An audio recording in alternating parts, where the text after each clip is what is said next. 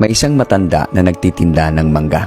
Maya-maya ay may lumapit na babae at nagtanong, "Manong, magkano ang isang mangga?"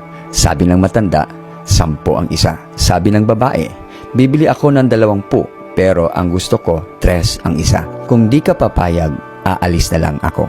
Sumagot ng matanda, "Sige ma'am, bilhin nyo na lang po sa presyong gusto ninyo. Wala pa akong benta sa araw na to." At bumili nga ang babae. Pagkatapos niyang bumili, pumasok ang babae sa sikat na restaurant sa syudad para bumili naman ng kanyang pagkain. At ang tanong niya, "Magkano ang pagkain nyo?" Sumagot ng cashier, 450 lahat ma'am. Nagbayad ang babae ng 500. Sabay-sabi, "Sayo na ang sukli."